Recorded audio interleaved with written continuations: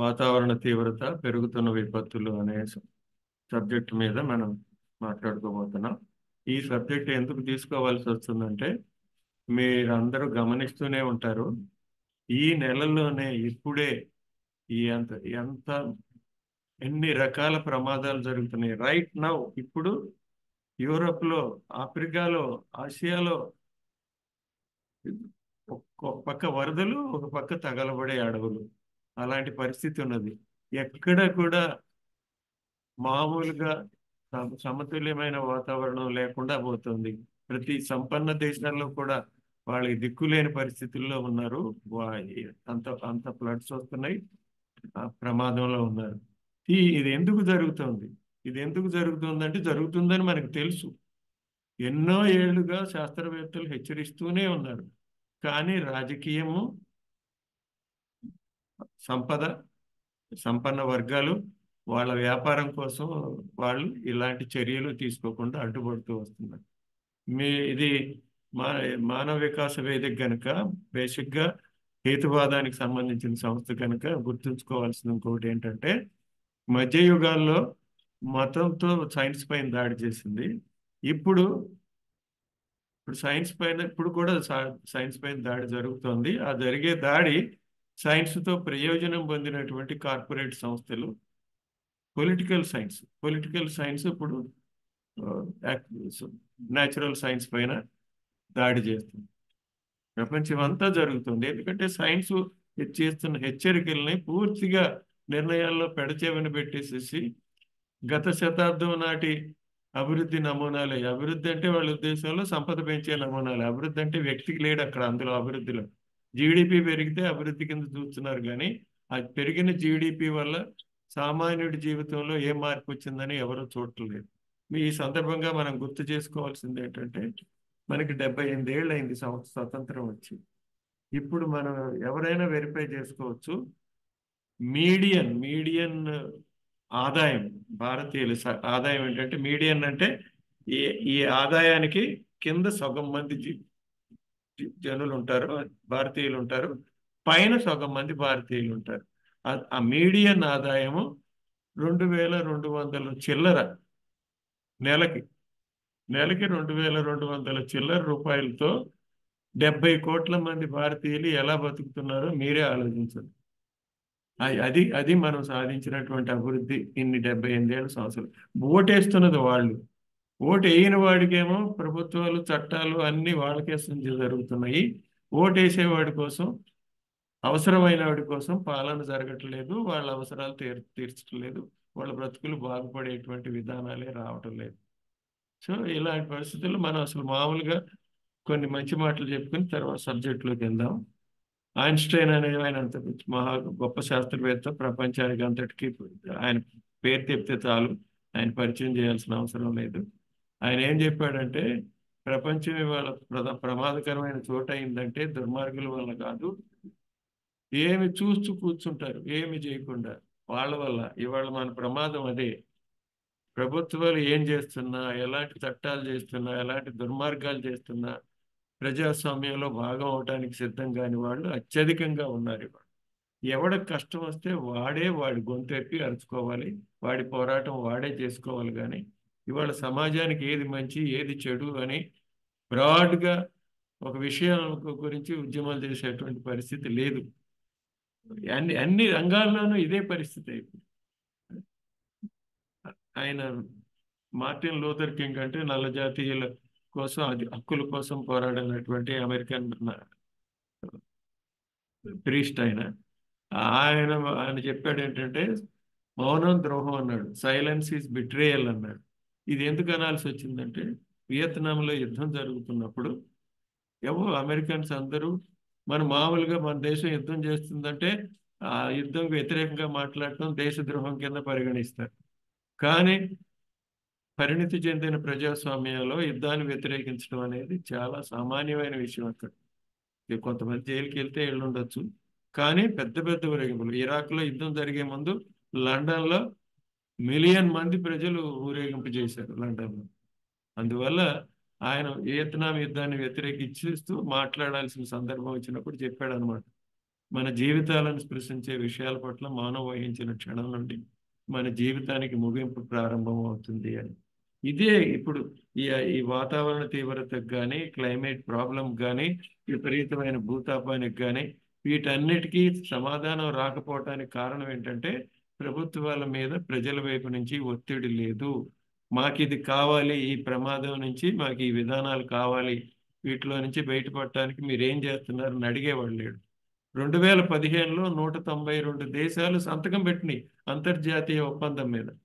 మేము కర్బన ఉద్గారాలను తగ్గిస్తాము, హరిత గృహ వాయువులు మొత్తం తగ్గిస్తాము, తగ్గించి 2030 నాటికి 50% తగ్గిస్తాము. ఏ ఉష్ణోగ్రతలు 1.5 2 కంటే దాటకుండా చూస్తాము. సాధ్యమైనంత వరకు 1.5 డిగ్రీల సెంటీగ్రేడ్ కంటే పెరగకుండా చూస్తామని చెప్పి ఒక ఒప్పందం చేసుకున్నాను. అది ఇంతవరకు అమలే నోచుకోవట్లేదు. ఇంతవరకు 1% కూడా కర్బన ఉద్గారాలు తగ్గలేదు. ఇంకా ఎన్నేళ్ళు 2050 30 అంటే ఇంకా 6 ఏళ్లే ఉంది. 6 ఏళ్లలో 50% తగ్గించాలంటే ఎప్పుడు తగ్గిస్తారు? ఒక్కసారిగా తగ్గిస్తే ఆల్రెడీ వాటికి ఉపయోగిస్తున్నటువంటి ఇంధనం ఏదైతే ఉందో ఆ ఇంధనాన్ని ఒక్కసారి తగ్గిస్తే దానికి ఉన్న ఇన్ఫ్రాస్ట్రక్చర్ అంతా కూడా ఎఫెక్ట్ అవుతుంది కదా. దాని గురించి ఎవరు ఆలోచించలేదు. అది తగ్గిస్తారనే అవకాశం కూడా నాకు కనపట్లేదు. ఇలాగే చేస్తారు. మానవ జాతి భవిష్యత్తు అనేది అంధకారంలోనే ఉన్నది. అందుకనే శాస్త్రవేత్తలు చాలా హెచ్చరికలు చేస్తున్నారు.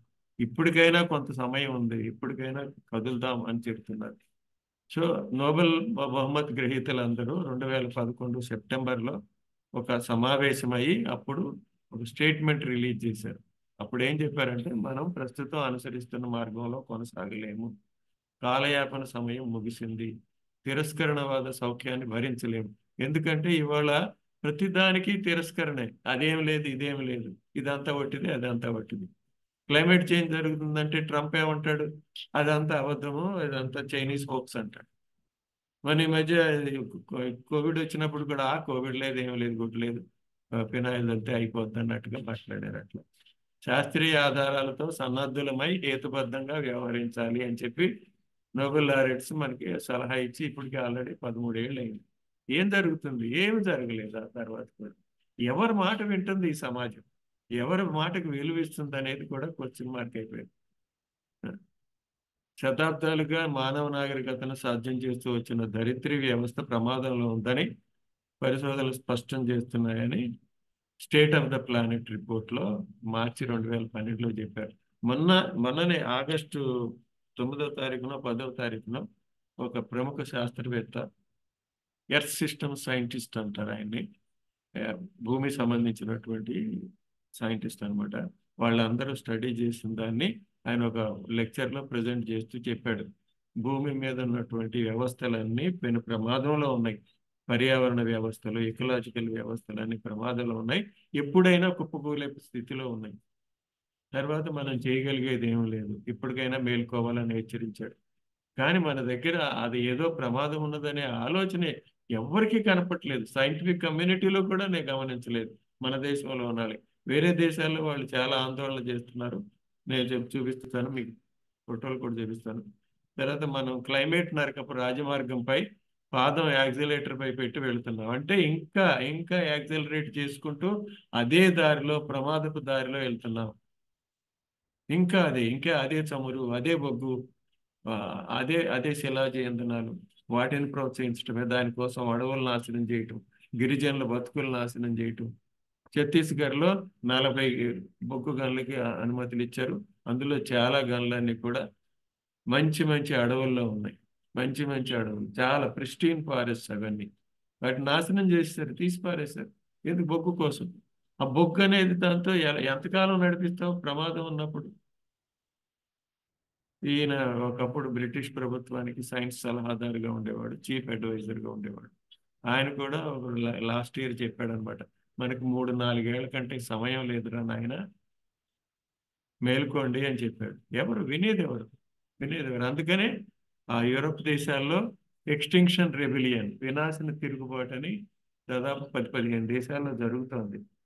ఈ ఈ ఈ సంస్థలు 40 దేశాల్లో ఏర్పడి కానీ యాక్టివ్గా యూరోపియన్ దేశాల్లో అక్కడ కొంచెం ప్రజాస్వామ్యం మెరుగా కనుక మనకంటే కొంచెం ఇంతగా దా పోలీసు దౌర్జన్యం అది తక్కువ ఉంటుంది కనుక మొదలు పెట్టారు. కానీ ఇప్పుడు అక్కడ కూడా యూకే లాంటి ఓల్డెస్ట్ డెమోక్రసీలు కూడా, మోడర్న్ డెమోక్రసీలు కూడా అక్కడ కూడా కొత్త చట్టాలు తెచ్చారు మన ఉపాలాగా.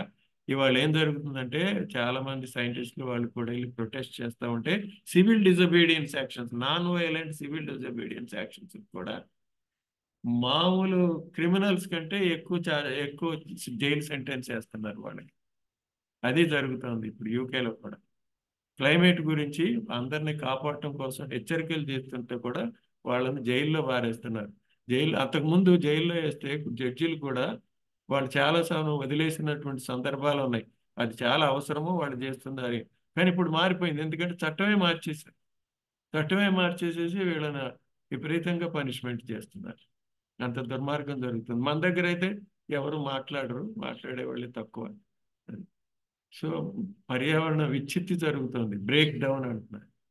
అసలు పర్యావరణం లేకుండా మనిషి ఏం బతుకుతాడు అనే స్పృహగా ఉండట్లేదు. ఎందుకంటే అసలు మన నాగరిక సమాజం అంతా కూడా పర్యావరణంలో, క్లైమేట్లో ఒక సమతుల్యత ఏర్పడిన తర్వాతనే సాధ్యమైంది. మానవ జాతి చరిత్రలో నాగరికత వయసు అంతా కలిపి 10,000 ఏళ్లే కదా, మనందరికీ తెలిసిందే. 10,000 ఏళ్లలో ముందు, అంతకుముందు 2-3 లక్షల సంవత్సరాలుగా మనిషి ఉన్నాడు భూమి మీద. మన రూపంలోనే హోమోసాపియన్సే ఉన్నారు. కానీ వాళ్ళు కూడా ఆటవికులుగానే ఉన్నారు, హంటర్ గ్యాదర్ వేటా సేకరణ సమాజంగానే ఉన్నారు.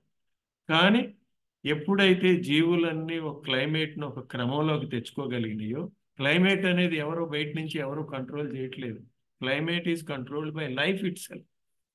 భూమి మీద ఉన్న జీవులే క్లైమేట్ని ఒక సమస్థితికి తెచ్చినాయి. ఆ తెచ్చిన తర్వాత హాలోసీన్ అనే భౌమయుగంలోనే మన నాగరికతలన్నీ వచ్చినాయి. నాగరికతలు వచ్చి మనం ఒక పారిశ్రామిక సమాజంగా అడుగులు వేయటం మొదలుపెట్టిన తర్వాత 250 ఏళ్లలో, జస్ట్ 250 ఇయర్స్లో మనం భూమి మీద పరిస్థితులన్నీ మార్చేసేసి ఇవాళ భూమి మీద మనిషి బ్రతకలేని పరిస్థితుల వైపుకి తీసుకెళ్తున్నాం.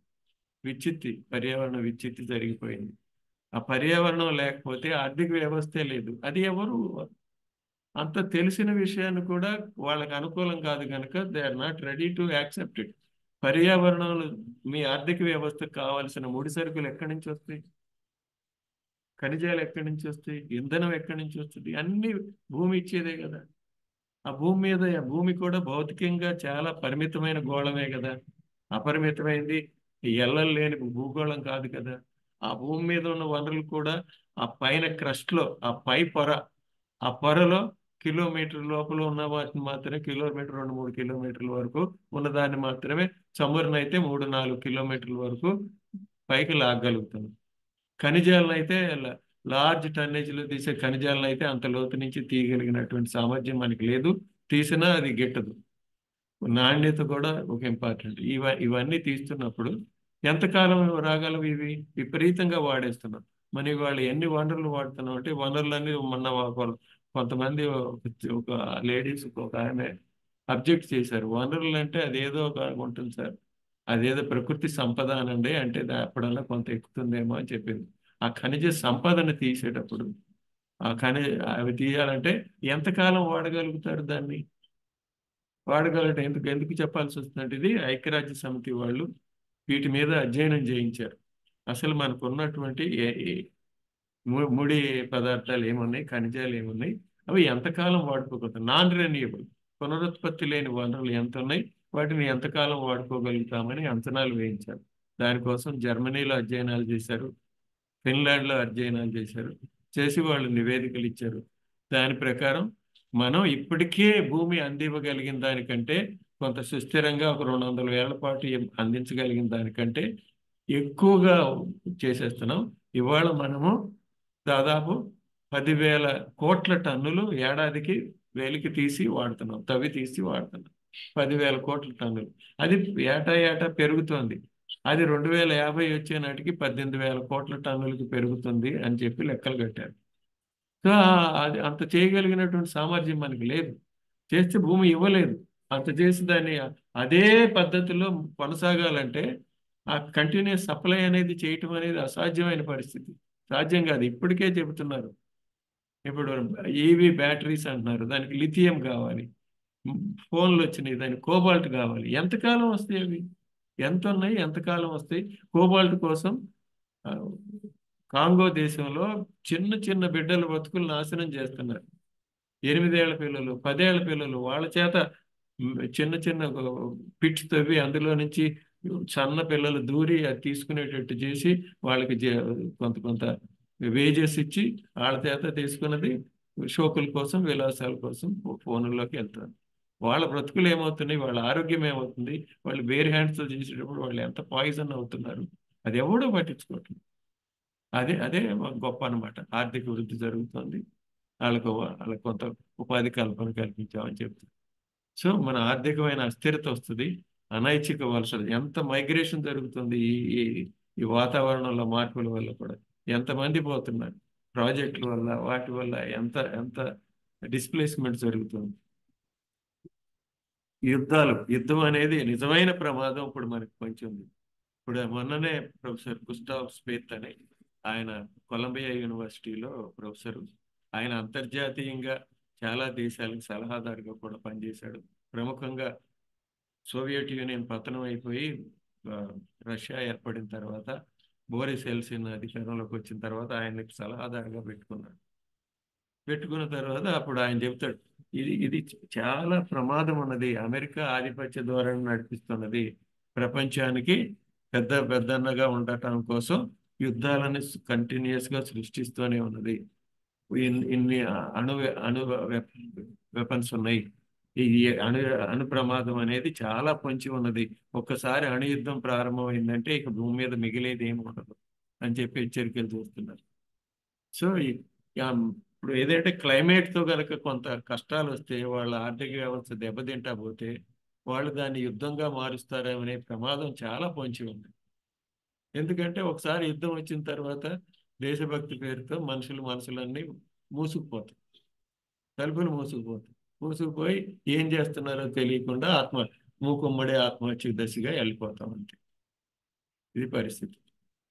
ఇక్కడ చూడండి, శాస్త్రవేత్తలు అందులో స్త్రీలు ప్రముఖంగా ముందుండి తిరుగుబాటు అని చేయాల్సి వచ్చిన పరిస్థితికి రోడ్డు ఎక్కాల్సి వచ్చింది. ల్యాబొరేటరీలో పరిశోధనలు చేసుకునే వాళ్ళు రోడ్డు ఎందుకు ఎక్కాల్సి వచ్చింది? వాళ్ళు అసలు ఎందుకు బయటకు వచ్చారంటే, జనం రాజకీయం పట్టించుకోవట్లేదు సైన్స్ని, ప్రజలకు తెలియజెప్పాలని వాళ్ళు బయటకు వస్తున్నారు. అప్పుడన్నా ఎంత ప్రమాదం ఉందో చెప్తే అర్థం చేసుకుంటారేమో అని చెప్పి ఇక్కడ వీళ్ళందరి మీద కేసు పెట్టి, అప్పుడు యూకేలో వీళ్ళందరినీ కోర్టు వదిలేసిన తర్వాతనే సువేలా బ్రెవర్మ్యాన్ అని యూకేకి ఉన్నటువంటి పోలీస్ ఆయన, ప్రీతి పటేల్ అని ఇంకొక ఆవిడ ఉండేది, వాళ్ళు చట్టంలో మార్పులు తెచ్చి కార్పొరేట్ వాళ్ళ సహకారంతో వాళ్ళు రాసిచ్చిన పద్ధతిలో చట్టాలు చేసి ఇప్పుడు విపరీతంగా పనిష్మెంట్ చేస్తున్నారు. రోజర్ హల్లామ్ అనే ఒక ప్రొఫెసర్ ఉన్నాడు, ఆయన ఈ వినాశన తిరుగుబాటు అనే ఉద్యమానికి నాయకత్వం వహిస్తున్నాడు. ఆయన ఇప్పటికి ఎన్నిసార్లు జైల్లో వేశారు, ఇప్పుడు మళ్ళీ జైల్లో వేశారు. ఇప్పుడు 4 ఏళ్ల వరకు జైలు శిక్ష వేయొచ్చు అని చెప్తున్నారు. అట్లా వాళ్ళు బయటికి రాకుండా జైల్లో పారేస్తున్నారు నాయకత్వం వహించుకొని. ఇప్పుడు అందుకనే దీని గురించి కోర్టు కూడా వాళ్ళ వాదనలు వినడానికి సిద్ధంగా లేదు. అది వరకు సైంటిస్టులు ఎవరన్నా జైల్లోకి వేస్తే, కోర్టులో కేసు పిలిస్తే ఆ సైంటిస్టులు ఎఫిడవిట్ ఇచ్చుకుని టెస్ట్ మనీ ఇచ్చుకునే అవకాశం ఉంది. వాళ్ళ తరఫున వేరే సైంటిస్టులు కూడా వచ్చి మాట్లాడే అవకాశం ఇచ్చేవారు. మొన్న ఒక యూనివర్సిటీ కాలేజ్ ఆఫ్ లండన్లో ప్రొఫెసర్ ఒక ఆయన, బిల్ మెగ్గైర్ అన్న ఆయన, ఈ రోజర్ హల్లామ్ తరఫున కోర్టులో ఇవ్వటానికి వెళ్తే అసలు పర్మిషన్ కూడా ఇవ్వలేదు, కోర్టు అనుమతి కూడా ఇవ్వలేదు. అలా ప్రతి చోట కూడా సైన్స్ పైన కూడా దాడి చాలా జరుగుతుంది. చాలా ప్రమాదమైన పరిస్థితి ఉన్నది. ఈ తర్వాత ఈ విపత్తుల గురించి చూస్తే మనం ఎక్స్ట్రీమ్ అంటే వాతావరణంలో ఇంత తీవ్రత ఎందుకు వచ్చింది, దానికి కారణము క్లైమేట్లో వచ్చిన మార్పు. మనకు తెలుగులో సమస్య ఏమొచ్చిందంటే, అట్మాస్ఫియర్కి వాతావరణం అనే పదాన్ని వాడుతున్నాం, వెదర్కి వాతావరణం అనే పదం వాడుతున్నాం, ఈ మధ్య క్లైమేట్కి కూడా వాతావరణం అనే పత్రికలు వాడుతున్నాం, వాతావరణ మార్పు అంటున్నారు. అసలు వాతావరణం అంటేనే అది మారేది. రోజు వాతావరణం పొద్దున ఒక రకంగా ఉంటుంది, మధ్యాహ్నం ఒక రకంగా ఉంటుంది. ఒక రోజులోనే 3-4 సార్లు కూడా మనకి చుట్టూ ఉన్న వాతావరణంలో మార్పు రావచ్చు. కొంతసారి ఎండ రావచ్చు, కొంతసేపు వాన కురవచ్చు, కొంతసేపు చీకటిగా ఉండొచ్చు, చలిగా ఉండొచ్చు. ఇవన్నీ రకాల మార్పులు వస్తాయి. కానీ ఈ ఈ మార్పులకి వెనక క్లైమేట్ మార్పు యొక్క ప్రభావం ఉందా అంటే ఈ గ్రీన్ హౌస్ ఈ హరితగృహ వాయువులన్నీ భూమి చుట్టూ పెరిగిపోయినందువల్ల ఇవాళ అది 420 ppmల స్థాయిలో ఉంది కార్బన్ డైఆక్సైడ్.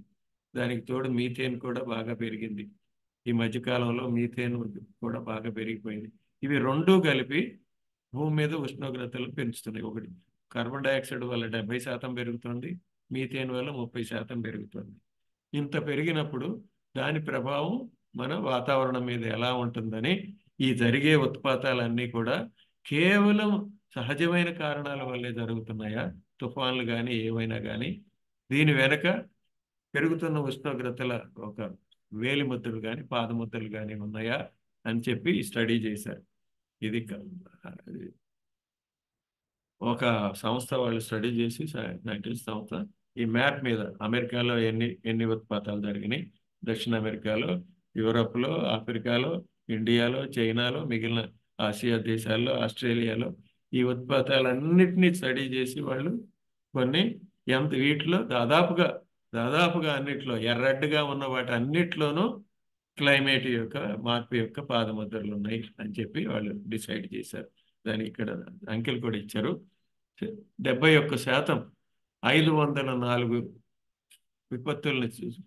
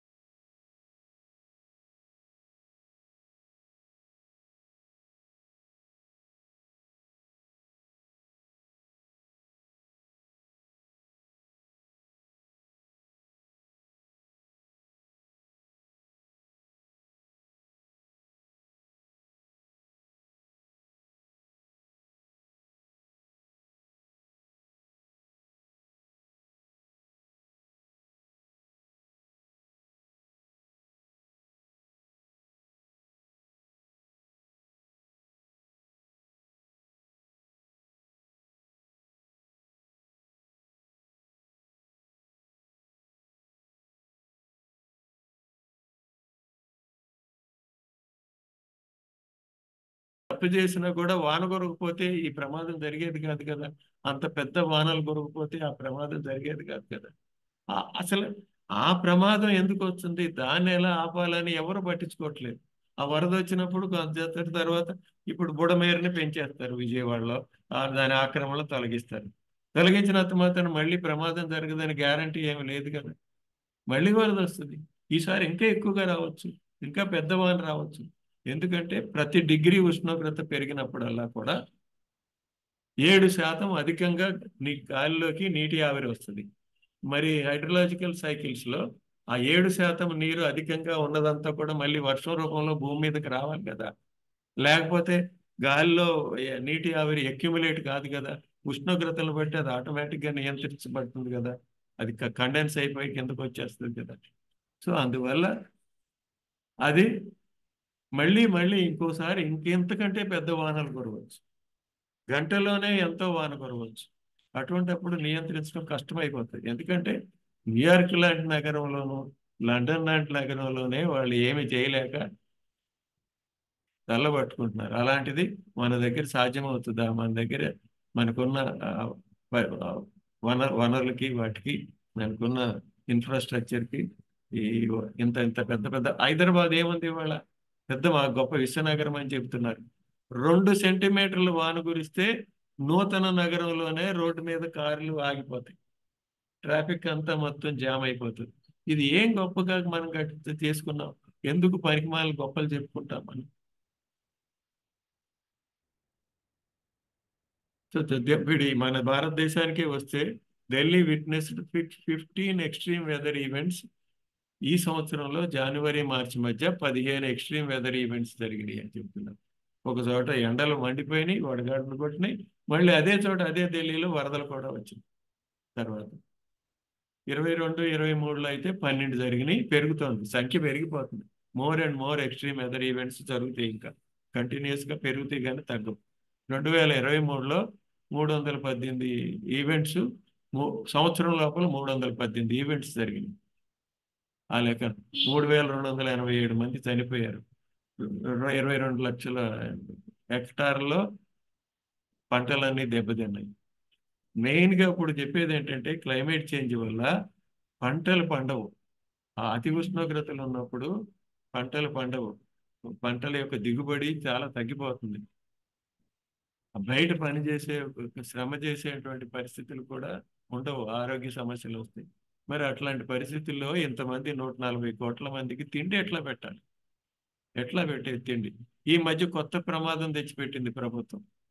ఉండే పంట భూముల్లో పండే పంటన్నింటి కూడా కారుల్లో పోసుకోవడానికి, ఇథనాల్ ఇంధనం చేసుకోవడానికి అడ్డగోలుగా కంపెనీలకు అనుమతులు ఇచ్చేసింది. వందల కంపెనీలకు అనుమతులు ఇచ్చేసింది. ఆహార పంటల నుంచి వాళ్ళు ఇథనాల్ చేసుకుని కారులో, పెట్రోల్లో కలుపుతారంట. ఏది ముఖ్యం? ప్రజలకు ఆహారం ముఖ్యమా, కారులో తిరగటం ముఖ్యమా? కారులో తిరగటానికి మీకు అదే కావాల్సి వచ్చిందా? ఇవి విద్యుత్ వాహనాలు పెట్టుకోవచ్చు కదా. విద్యుత్ వాహనాలు పెట్టుకుంటే 1 ఎకరం భూమి కూడా తరలదు కదా దానికోసం. అందులో కూడా లెక్కలేశారు చాలా మంది ప్రముఖులైన వాళ్ళు, శక్తి రంగంలో నిపుణులైన వాళ్ళు కూడా చెప్పేది ఏంటంటే, మీరు 1 హెక్టేర్లో సోలార్ విద్యుత్ ఉత్పత్తి చేసి ఎలక్ట్రిక్ వాహనం నడిపితే అది 1,87,000 కిలోమీటర్లు తిరుగుతుంది.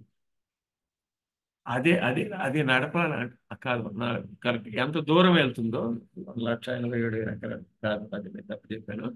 అది ఎంత దూరం ఆ వాహనం నడుస్తుందో, కొన్ని మిలియన్ కిలోమీటర్స్ నడుస్తుంది. అంత ఇథనాల్ ద్వారా చేయాలంటే దానికోసం 1,87,000 హెక్టేర్ల భూమిలో పంట పండింది కావాలి. ఆ పంటని ఇథనాల్గా మారిస్తేనే, అంత భూమిలో పంటను మారిస్తేనే మీకు ఆ కారు నడుస్తుంది. 1 హెక్టేర్ ఎక్కడ, 1,87,000 హెక్టేర్లు ఎక్కడ? అసలు అర్థం ఉన్నదా ఈ పాలసీలకి? ఎవడు చెప్తే వింటారు? ప్రజలు ఎందుకు చెప్పాలి? ప్రజలు మాట్లాడితే నోరు మూయిస్తున్నారు కదా. ఈ మధ్య మన హైదరాబాద్లో కూడా ఇథనాల్ ప్లాంట్స్ గురించి మాట్లాడినప్పుడు ఒక జర్నలిస్ట్, ఒక స్త్రీ, ఆమె మాట్లాడితే, ఆమె 2 వీడియోలు చేస్తే ఉద్యమం దగ్గరికి వెళ్ళి ఆమె మీద దాడి చేశారు ఆ రాజకీయ పార్టీకి చెందిన వాళ్ళు. అట్లా ఉన్నది. ఏ శాస్త్రీయమైన విషయాన్ని మాట్లాడే పరిస్థితి లేకుండా చేస్తున్నారు. తర్వాత అసలు మనకి కొంత ప్రకృతిలో మార్పుల గురించి ఏం జరుగుతుంది, దానిలో ఉన్నటువంటి రిస్క్ ఏమిటి, దానిలో ఉన్నటువంటి విపత్తు ఏంటి తెలుసుకోవాలంటే నార్మల్గా ఒక దీన్ని బెల్ కర్వ్ అంటారు. ఇట్లా పరాబోలిక్ కిందకు ఉంటుంది. దీన్ని బెల్ కర్వ్లు ఏం చేస్తారంటే మనకి యావరేజ్ ఉష్ణోగ్రత ఉంటుంది. యావరేజ్ ఉష్ణోగ్రత పెరిగినప్పుడు ఈ కర్వ్ షిఫ్ట్ అవుతుంది, ఇటు కొంచెం కదులుతుంది. ఇది కదిలినప్పుడు ఇక్కడికి వచ్చినప్పుడు సో ఏమవుతుంది, ఈ తోకలు ఉంటాయి కదా, ఈ తోకలు అనేవి ఎక్స్ట్రీమ్. ఈ తోకల్లో ఉన్నది ఇదంతా ఎక్స్ట్రీమ్, మిగిలిన అంతా యావరేజ్. ఇవన్నీ కొంచెం ఎక్కువ తక్కువ వెదర్ వేరియేషన్ అవుతూ స్టాటిస్టికల్ గా అలా వస్తుంది అనమాట. అలా వచ్చిన దానిలో మీరు సగటు మార్చినప్పుడు ఈ తోక పెరిగిపోతుంది. ఎందుకంటే ఇక్కడి నుంచి మనకి ప్రమాదం ఉంది, ఈ పైనదంతా ప్రమాదం కనుక ఈ ప్రమాదమైనటువంటి పరిస్థితి యొక్క ఏరియా, ఈ ప్రమాదం యొక్క విస్తృతి పెరిగిపోతుంది. సో అప్పుడు జరుగుతోంది అదనమాట. మనకి ఉష్ణోగ్రతలు పెరిగిన కొద్దికి ప్రమాదం అనేది మనకి పెరుగుతూ పెరుగుతూ వస్తుంది అనమాట. అది 1.5 degrees ఉంటే కొంత మేనేజబుల్ గా ఉంటుంది. ఇప్పుడు 3 degrees కంటే తగ్గదు అని సైన్స్ చెప్తోంది. 3 degrees వచ్చేసరికి భూమి మీద పిట్టలు రాలినట్టు రాలిపోతానే ఉంటారు, జీవులు నశించిపోతున్నాయి. మొన్ననే చదివాను నేను, ఒక యూకేలో అసలు సీతాకోక చిలుకలు కనపడకుండా పోతున్నాయి. సీతాకోకలు చిలుకలు పోతే ఏమవుతుంది అని అనుకోవచ్చు, పోతే ఏంటంటే మీకు ఇమ్మీడియట్ గా ఏం తెలిసిపోవచ్చు.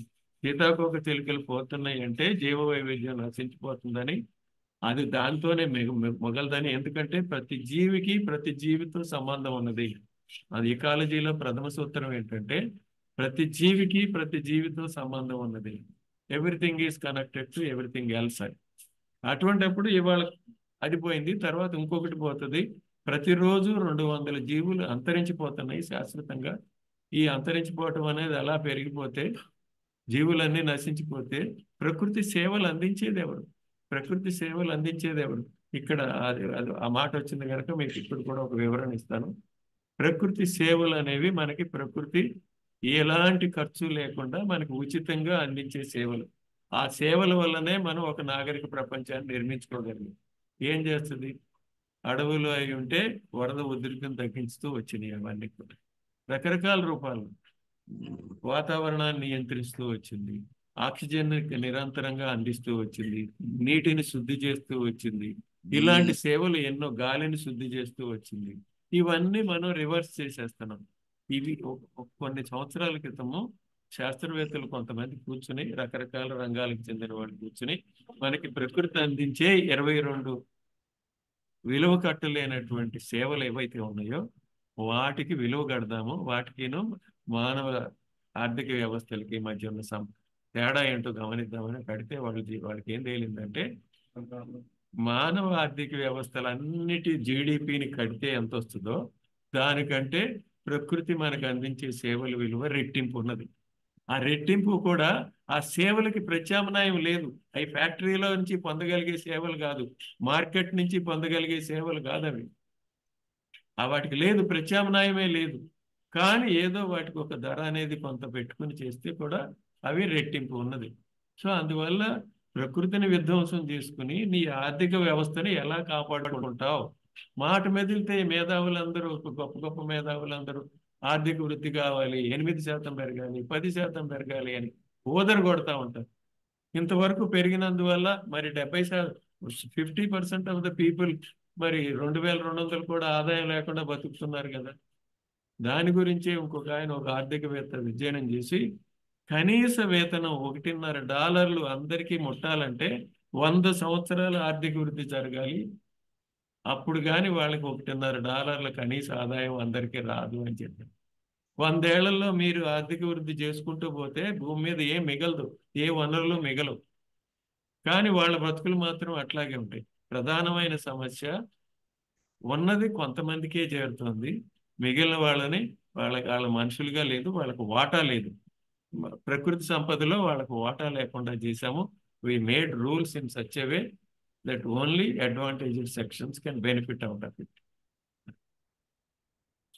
తర్వాత ఇప్పుడు యూరోప్లో జరుగుతున్న ఉత్పాతాల్లో ఇప్పుడు సైమల్టేనియస్గా ఈ దేశాలు ఎర్రగా ఉన్న దేశాలు అన్నిట్లో కూడా విపత్తులు జరుగుతున్నాయి. రుమేనియాలో, క్రొయేషియాలో, ఇటలీలో, ఆస్ట్రియాలో, చెక్ రిపబ్లిక్, పోలాండ్. విపరీతమైన వరదలు. దీని పక్కన ఇంకా ఇటు ఉంది, ఆ, పోర్చుగల్ ఉంది. పోర్చుగల్ లోపల స్పెయిన్ కింద ఉంటుంది కదా పోర్చుగల్. అక్కడ పోర్చుగల్లో అడవులు తగలబడిపోతాయి. ఇక్కడేమో వరదలు, పక్కన ఉన్న పోర్చుగల్లోనేమో అడవులు తగలబడిపోతాయి. ఇది జరుగుతుంది యూరోప్లో ఇప్పుడు. అక్కడ అమెజాన్ అడవులు ఉన్నాయి. అవి వర్షాపు అడవులు అంటారు, బ్రెజిల్ దేశంలో ఉన్నాయి. అవి ప్రపంచానికి మొత్తానికి ఊపిరితిత్తులు లాంటివి అడవులు. అంత ఆక్సిజన్ ప్రాణవాయువు అందిస్తూ వచ్చినాయి అవి. ఇవాళ వాటి పరిస్థితి ఏంటంటే మిలియన్స్ ఆఫ్ హెక్టేర్స్ లో అమెజాన్ అడవులు తగలబడిపోతుంది. చాలా వరకు అడవుల్ని తగలబెట్టేసేసి కొట్టేసేసి సోయాబీన్ పెంచడం కోసం బీఫ్ పరిశ్రమ వాళ్ళంతా అమెజాన్ అడవుల్ని అడ్డగోలుగా కొట్టేశారు. దానికి ఆడు బోల్సనారోనా ఎవడో ఉండేవాడు, వాడు ఉండగా దాన్ని ప్రోత్సహించాడు.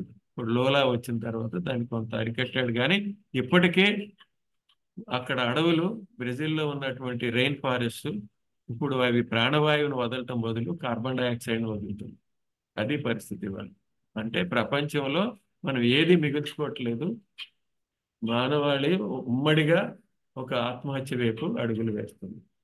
మూకుమ్మడి ఆత్మహత్య వైపు అడుగులు వేస్తుంది. అది పరిస్థితి. సో ఇక్కడ కొన్ని పిక్చర్స్ ఇప్పుడు జరుగుతున్న సెప్టెంబర్ నెలలో జరుగుతున్నటువంటి ఈ వరదల నుంచి ఇది ఇది చూడండి. ఇది హిస్టారిక్ ప్లేస్. ఇది ఎంత ఎట్లా ఉన్నాయి వరదలు, ఎంత వదులుతాయి. చాలా చాలా ఉన్నాయి, కానీ ఎన్ని పెడదామని కొన్ని శాంపుల్ పెట్టాను. రోడ్లలో పడవలు వేసుకుని తిరగాల్సిన పరిస్థితి ఎక్కడ చూసినా అంతే. మన విజయవాడలో కూడా బోట్లు వేసుకుని తిరిగారు. అది అది మనం సాధిస్తున్న ప్రగతి. ఆధునిక టెక్నాలజీ అని కథలు చెప్తారు, చేసుకున్నది అది. ఇప్పుడు ఇప్పుడు జరుగుతున్న వరదల్లో 1500 ప్రాణాలు పోయినాయి అంట. యూరోప్ లాంటి చోట, యూరోప్ లాంటి చోటే 1500 ప్రాణాలు పోయినాయి అంటే ఇమాజిన్. మన దగ్గర లాంటి చోట వస్తే, అట్లా వస్తే ఎంతమంది పోతారో అని. సో $15 బిలియన్ నష్టం జరిగింది. ఇప్పుడు వీళ్ళు ఏ అభివృద్ధి అని చెప్తున్నారో ఈ అభివృద్ధి గురించి మనం మాట్లాడుకోవాలి. 2012లో అనుకుంటాను, ప్రపంచ బ్యాంకు ఒక నివేదిక ఇచ్చింది. భారతదేశం అభివృద్ధి చెందుతుంది కదా, ఈ అభివృద్ధి చెందే క్రమంలో పర్యావరణానికి జరుగుతున్నటువంటి నష్టం ఎంత, ప్రకృతికి జరుగుతున్న నష్టం ఎంత వాళ్ళు అంచనా వేసి అది 5.7% జీడిపిలో అది 5.7%గా వాళ్ళు లెక్క కట్టారు. మన జీడిపి అంత ఏ రేట్లో వృద్ధి చెందుతోంది? 5, 6, 7 అంతే కదా. నువ్వు ఏది వృద్ధి చేశానన్నావో అందులో సింహభాగం ఈ పర్యావరణంతో నాశనంతో పోయింది కదా. ఇంకా ఏముంది? నీ వృద్ధి 1% కూడా లేదు. ఆ వచ్చిన వృద్ధిలో లాభం ఎవడికి పోయింది? ఉన్నవాడికి పోయింది. ఈ ప్రమాదం, పర్యావరణంలో జరిగిన నష్టాలన్నీ కూడా ఆదివాసీలు, సామాన్య ప్రజలు, ప్రకృతి మీద ఆధారపడి బతికే వాళ్ళు, బీద వాళ్ళకి ఆ ఉన్నది కూడా లేకుండా పోతుంది. వీళ్ళని ఇంకా పాపర్స్గా చేస్తారు. అది మన అభివృద్ధి చేస్తున్నది. ఏమి ఎవడో నష్టపోతున్నాడు, ఎవడో లాభపడుతున్నాడు. ఎంతకాలం సాగుతుంది అది? ఇక్కడ మీకు ఇది కాదు, ఇది నెక్స్ట్ దానిలో. ఇది మీరు ఇప్పుడున్న వరదల గురించి కొంచెం పిక్చర్స్ చూడండి. యూరోప్లో ఇవాళ పరిస్థితి ఓన్లీ 2 minutes ఉంటుంది. ఇది 1.34 minutes.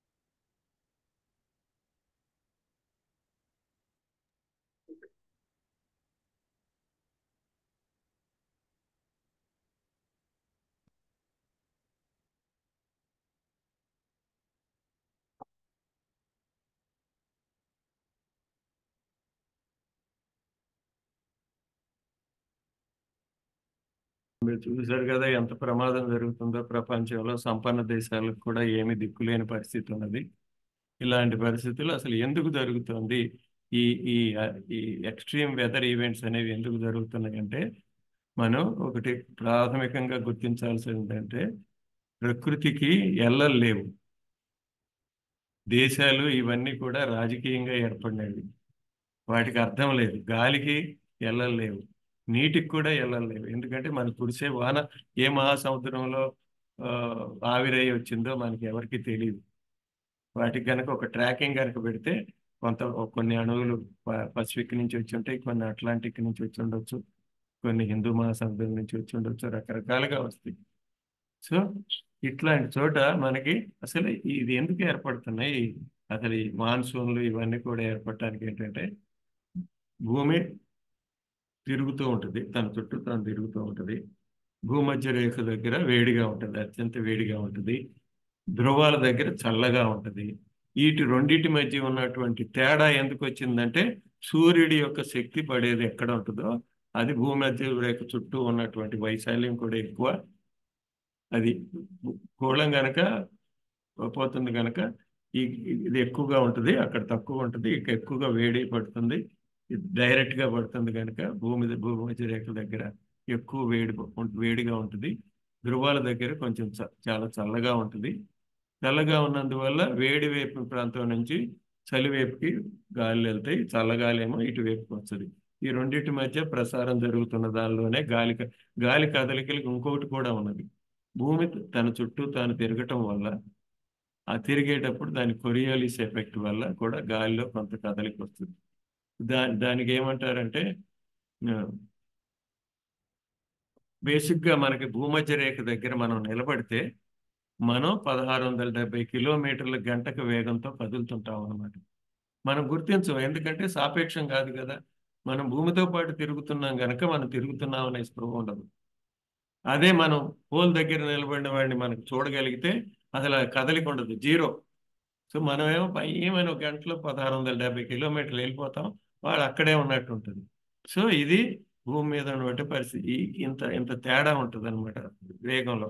బికాజ్ అది చాలా చుట్టుకొలత అక్కడ 25,000 కిలోమీటర్ల పైన ఉంటుంది కనుక, అది 24 గంటలు తిరగాలి కనుక 25,000 కిలోమీటర్లు అంటే ఇంకెక్కువే ఉంటుంది. అందువల్లనే 1670 కిలోమీటర్లు వస్తుంది గంటకి వేగం. 1670 ఇంటూ 24 ఎంత ఉంటుందో అంత ఉంటుంది చుట్టుకొలత. సో అంత అంత ఉంటుంది కనుక ఇప్పుడు ఏమవుతుందంటే, ఇక్కడ వేడి గాలి చల్లగాలి రెండింటికి, వేడి గాలి పైకి లేస్తున్నప్పుడు ఈ రెండింటి మధ్య ఒక పోలార్ జెట్ స్ట్రీమ్ అని ఏర్పడుతుంది. ఇక్కడ ఇది పక్కన ఇందులో కనపడుతుంది కదా, దీన్ని పోలార్ జెట్ స్ట్రీమ్ అంటారు. పోలార్ జెట్ స్ట్రీమ్ అనేది సన్నగా వలయం లాగా ఉండదు, దానిలో వేవ్ లాగా ఉంటుంది. ఆ వేవ్ లాగా ఉన్నప్పుడు దీన్నేమో ఈ అగ్రభాగాన్నేమో రిడ్జ్ అంటారు, వీటిని ఇక్కడ దీన్ని రిడ్జ్ అంటారు, ఇక్కడ దీన్నేమో డ్రాప్ అంటారు. ఇక్కడేమో చల్లగా ఉంటుంది, కోల్డ్ ఎయిర్ ట్రాప్ అయి ఉంటుంది. ఈ మొత్తం కూడా 5 కిలోమీటర్లు 6 కిలోమీటర్ల ఎత్తు ఇది తిరుగుతూ ఉంటుంది. అది బ్యారియర్ లాగా ఉంటుంది, బయట వేడిగా ఉంటుంది, లోపల చల్లగా ఉంటుంది. ఇవి రెండు మిక్స్ కాకుండా ఉంటుంది. అప్పుడు ఏమవుతుందంటే, ఈ మిక్సింగ్ కానందువల్ల ఇక్కడ వేడిగా ఉన్నది ఆ వేడిగానే ఉండిపోతుంది, ఇక్కడ చల్లగా ఉన్నది చల్లగానే ఉంటుంది. కానీ ఒక్కొక్కసారి ఏమవుతాయి అంటే ఇవి కదులుతాయి. ఈ బ్యారియర్స్, ఈ జెట్ స్ట్రీమ్ స్ప్రెడ్ అవుతుంది. స్ప్రెడ్ అయ్యి కింద దాకా వచ్చినప్పుడు అది చల్లదు గాలి ఎక్కడికో ఏ ప్రాంతం దానికి వచ్చిందో అక్కడ విపరీతమైన చలిగా ఉంటుంది. ఎక్కడైతే ఇది ఉన్నదో, రిడ్జెస్ ఉన్నాయో, అక్కడ వేడి గాలిని ఆపిపెట్టి ఉంచాయో అక్కడ కంటిన్యూస్ గా వేడిగానే ఉంటుంది, చల్లబడదు. ఇదంతా కూడా ఫిజిక్స్ ప్రకారము ఆ గాలిలో వచ్చిన కదలికల్లో వచ్చినట్టు దీనివల్ల ఇట్లాంటి పరిస్థితులు ఏర్పడుతాయి. మరి క్లైమేట్ చేంజ్ వచ్చి ఉష్ణోగ్రతలు పెరిగిన తర్వాత ఈ జెట్ స్ట్రీమ్ యొక్క ప్రభావం పెరుగుతోంది. ఇంకా దానికి తోడు ఏమైందంటే ఎల్నినో అండ్ లానినా అని రెండు ఉన్నాయి. అది పసిఫిక్ మహాసముద్రంలో ఈక్వేటర్ దగ్గర ఏర్పడతాయి. అది 6 ఏళ్ళు 7 ఏళ్ళ సైకిల్ తిరుగుతూ ఉంటుంది. ఒకసారి ఎల్నినో ఉంటుంది, అది పోయినాక లానినా ఇప్పుడు వచ్చింది మనకి. ఇప్పుడు ఇది పోయిన తర్వాత మళ్ళీ ఇది సైకిల్ అయిపోగానే మళ్ళీ ఇంకో సైకిల్లో ఎల్నినో వస్తుంది. మొన్న ఎల్నినో వచ్చినప్పుడు 2023లో మనకి విపరీతమైన ఉష్ణోగ్రతలు వచ్చింది. అది తగ్గుతాయి అనుకుంటే 2024లో కూడా మనకి 52 డిగ్రీలు కూడా వచ్చింది మనకి మన సమ్మర్లో. మన దేశంలో ఎప్పుడు ఇంతవరకు 50 డిగ్రీలు ఎప్పుడు చూడలేదు. 52.8 డిగ్రీలు వచ్చింది మరి. ఏమవుతుంది? మనం ఎక్కడికి పోతున్నామనే ఇంత జరిగినా కూడా మొన్న ఎన్నికలు జరిగినాయి సమ్మర్లో. ఆ సమ్మర్లో ఎన్నికలు జరిగినప్పుడు కూడా అసలు ఇది ఒక అంశమే కాలేదు ఓట్లేసుకోవటానికి, అడగటానికి. అంటే అసలు ఈ జీవితానికి ఏది ముఖ్యమైందో, బతుకు తెరువుకి ఏది అవసరమో దాన్ని ఒక ఎన్నికల ప్రణాళికలో అంశమే చేయలేదు రాజకీయ పార్టీలు. ఓటేసేవాడు కూడా మతాన్ని బట్టో, కులాన్ని బట్టో, ప్రాంతాన్ని బట్టో వేశాడు కానీ ఇంత ప్రమాదం ఉన్నది మీరేం చేస్తారని ఎవరిని అడగలేదు. మీరు విధానాలు బట్టి మేము ఓటేస్తామని మాట్లాడినటువంటి దాఖలాలే లేవు. ఈ లెక్కన మనకి సమయం లేదు. 2030 అనేది మనకి అంతిమంగా మనకు వచ్చే అవకాశం. 2030 లోపల ఏ మార్పులు చేయకపోతే ఇక తర్వాత మార్పులు చేసే అవకాశం కూడా లేదు. Nature is taking over fully. Because మీరు దానికి అవకాశం ఇవ్వట్లేదు. నార్మల్గా మనం చేసే కార్బన్ డైఆక్సైడ్ పెరిగిపోతుంది. కార్బన్ డైఆక్సైడ్కి ఒక భౌతిక ధర్మం ఉన్నది. అది వేడిని పట్టి ఆపుతుంది. అది దాని గుణం దానికి మారదు. దాని గుణం ప్రకారమే ఉంటుంది. మనుషుల్లాగా ఒక చోట ఒక మాట, ఒక చోట ఒక మాట చెప్పటం, అబద్ధం చెప్పటం దానికి చేత కాదు. అది దాని ధర్మం ఏముందో భౌతిక ధర్మం ప్రకారమే పనిచేస్తుంది. అది సూర్యరశ్మి వచ్చినప్పుడు కాంతిని పారదర్శకంగా కిందకి పంపిస్తుంది, ఆపదు. కానీ ఉష్ణ వికిరణం బయటికి వెళ్ళేటప్పుడు దాన్ని పట్టి ఆపుతుంది, ట్రాప్ చేస్తుంది. ఆ ట్రాప్ చేసినందువల్లనే మనకి ఈ ప్రమాదం వస్తుంది. దాని మోతాదు కార్బన్ డైఆక్సైడ్ వాతావరణంలో కార్బన్ డైఆక్సైడ్ శాతం పెరిగినంత కాలము అది వేడిని పట్టి ఆపుతూనే ఉంటుంది, వేడి పెరుగుతూనే ఉంటుంది. ఇప్పుడు సముద్రాలు కూడా ఆ వేడిని దాచుకోలేని స్థితికి వచ్చేసింది. ఇప్పటి వరకు 93% వరకు వేడిని అవి నిక్షిప్తం చేస్తూ వచ్చినవి. ఇక అవి కూడా వదిలేస్తూ వస్తున్నాయి వేడిని. ఆ వదిలేస్తూ వచ్చినప్పుడే విపరీతమైన హరికేన్స్ అవి వస్తున్నాయి అమెరికా ఏరియాలో. ఈ ఏడాది 30 హరికేన్స్ లెక్క కట్టారు. ఆ లెక్క ఆ సంఖ్య కూడా పెరుగుతుంది. మొన్ననే చైనాలో యాగి అని వచ్చింది. యాగి తర్వాత బెరీ అని ఇంకోటి ఏదో వచ్చింది. అంత ఆ చైనాలో కూడా మొత్తం అతలాకుతలం చేసేసింది చైనా. అంత ఆధునికంగా భవంతులు అవి నిర్మించినా కూడా అంతంత పెద్ద ఇన్ఫ్రాస్ట్రక్చర్ భవించిన చైనా కూడా అతలాకుతలం అయిపోయింది. అది ఏది ప్రకృతిని తట్టుకోగలిగిన శక్తి దేనికి ఉండదు. ఇది మరి మారతామా? మారాల్సిన అవసరం ఉంది. మన మన భావితరాల వాళ్ళు ఈ భూమి మీద బతకగలగాలంటే అసలు మానవ జాతి అనేదే ఒక స్పెసీస్గా భూమి మీద ఉండాలంటే ఈ మార్పులు అవసరం. అందు కూడా రాడికల్ చేంజెస్ అని చెప్తున్నారు సైన్స్ వాళ్ళు ఎప్పుడు నార్మల్గా రాజకీయం మాట్లాడరు. అలాంటిది సైన్స్ ఇవాళ స్పష్టంగా చెబుతుంది. We have to end capitalism అంటారు. క్యాపిటలిజం అనేది ఉన్నంత కాలం క్లైమేట్ సమస్యకి సమాధానమే దొరకదు అని. క్లైమేట్కి ఎందుకు దొరకదని చెప్తున్నారంటే క్యాపిటలిజం యొక్క ప్రధానమైన లక్షణం ఏంటంటే నిరంతర వృద్ధి కావాలి. నిరంతరంగా పెరిగితే తప్ప అది బతకదు. ఒక్కసారి పెరుగుదల ఆగిపోయిందంటే సంక్షోభంలోకి వెళ్ళిపోతుంది. అందువల్ల వాళ్ళు కంటిన్యూస్గా ఎకనమిక్ గ్రోత్ అని మాట్లాడతారు.